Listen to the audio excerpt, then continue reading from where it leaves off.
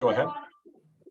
Yeah, lots to cover here, Justin, but can you just talk about the PATs and how when it comes down to it, you weren't able to convert points on 3 of your 5 touchdowns.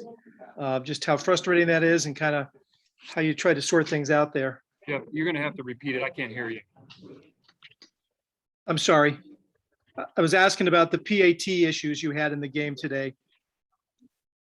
Yeah, I mean, as soon as you lose a PAT, I mean, you're chasing the point now. So throughout the rest of the game, you're chasing that point somehow, some way, and it showed up all the way into the fourth quarter. We all know that. So really frustrating. It's we have the ability to make that play. I think today it was a poor snap, and we got to find a way to get the ball on the ground and kick it through on a PAT. It's just something we should expect from ourselves. So it does impact the rest of the game, as we all saw. And if I could ask a follow-up question, if you're able to hear me for all the clutter there. Your deep passing game was very effective much of the game. Can you just talk about what was done to change from a week ago and what you thought about how you played that? We knew we'd have to be aggressive and take some shots down the field. We'd have to complete some of those shots. They play a style of defense, as you probably saw, where there's a lot of guys within 9 or 10 yards of the line of scrimmage. And so we knew we would have to do that. I think we took a step forward in the passing game. Unfortunately, we still had some chances out there to convert some third downs, to keep the chains moving, and didn't quite get it done. And ultimately, it's my responsibility to make sure our team's prepared to play well, and I got to do a better job. Thank you.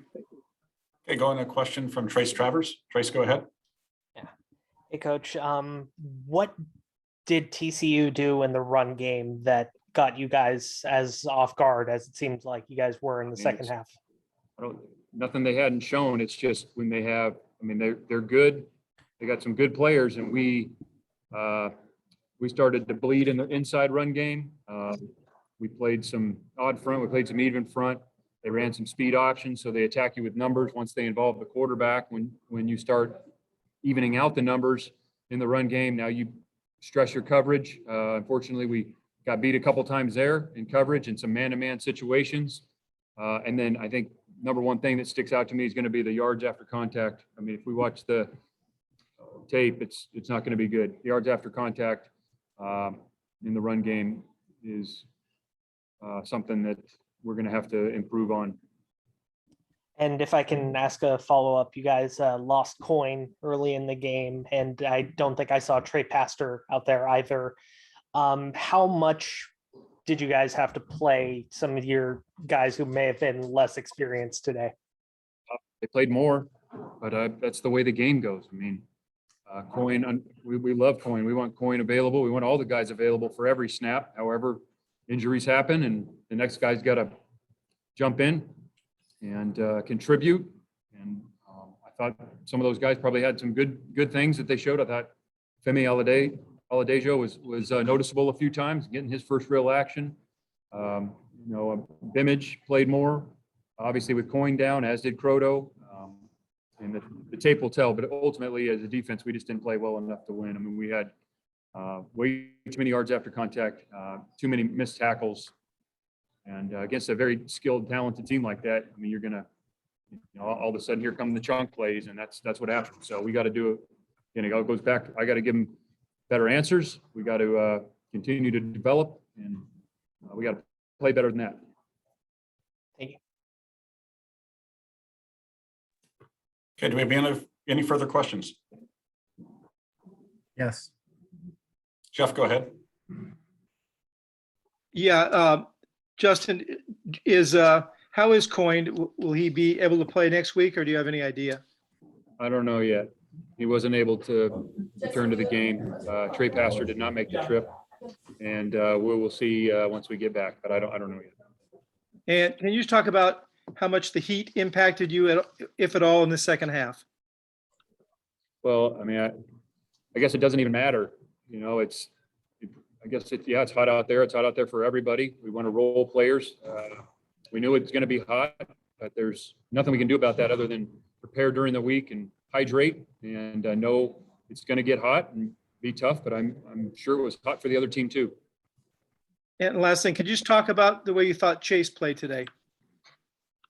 I think Chase was improved from a week ago, and that's a good thing. And he had some really nice plays in there. And we just got to stay on that trajectory. And I'm sure there's some plays that we'll watch on the video where he can even be better. But I think he took a step forward from a week ago. Thank you. Hey, Jim McGill, go ahead, Jim. Justin, along the same lines with Chase, he looked like a different quarterback today with his ability to stretch the field. It looked like he was a lot more confident than last week. Is it something that was seen on the film, or do you feel like he was just more in rhythm this week as opposed to last week?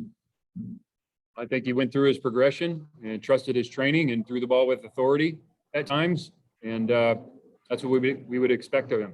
So it was good to see him do that.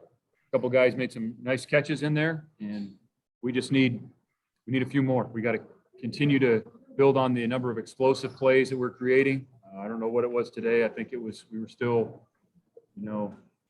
10-5 or somewhere in that range. So we can even be better. But I think he improved from a week ago. Also, Damian put the ball really late in the game, giving you some crucial yards. Were there some opportunities to maybe feed him the ball a little bit earlier, like in the first half or early in the third quarter when the ball wasn't moving much? You're going to have to ask that one more time. Sorry, Damian gave you some big yards in the fourth quarter in particular. Didn't seem like he had much of an opportunity to the ball much in the first half or third quarter. Were there some missed opportunities maybe to get him going in the run game a little bit earlier? Well, we're always going to look at the sequencing of play calling on offense, defense, special teams, and that's our job as coaches. We want to stay balanced, running and throwing the football. We were having much more success early in the game throwing the ball. And then, it seemed like we gained a little momentum running it later in the game. And, some of that's due to, there's probably a number of factors. I don't know if it's just calling a run. There's more to it than that, but it was good to see Damian break loose, and we want to make sure we get the run game going early. However, we felt like with some of the tight coverage and, the 11 guys within 8 or 9 yards of the line of scrimmage, we had to loosen them up a little bit and push the ball down the field. You've said many times that there's really no moral victories, especially in a loss. What's the takeaway from this game heading into week 3? Well, I think the takeaway is it's in the margins. I mean, we're a few plays away from playing pretty good football. Unfortunately, you don't get do-overs. I mean, once that opportunity is gone, it is gone. And so we can look at the things that we did well. We're going to look at the things that we didn't do well and know we have to be better. I mean, it's really that simple. I think the guys' intent is good. I mean, they practice hard. However, we got to see better execution across the board in every phase of the game. And it all goes back to me and us as coaches, making sure we're preparing these guys and giving them every opportunity we possibly can to improve. And if they keep bringing energy and focus, then that's all we can ask them to do. So we're going to go back to work on Monday. It's going to hurt really bad. It's going to be a rough ride home, but we got to get back and hit the field Monday with a great attitude so we can keep improving.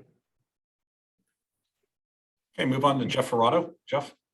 Yeah, one last thing, Justin. Can you explain the thought process on going on the deep pass late in the first half when I think you had 3rd and 1 or 3rd and 2 and inside a minute to go in the half and you were deep in your own territory?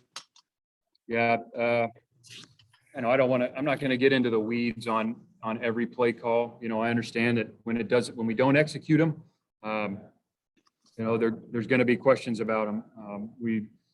There are reasons that we make the calls that we make, and when they don't come out like we want them to, we as coaches are going to be the first ones to say, well, we probably should have done something different there. However, the thought process is there. There are reasons we do it, and unfortunately, it didn't work out on that one. Thanks. Okay, thanks, Coach.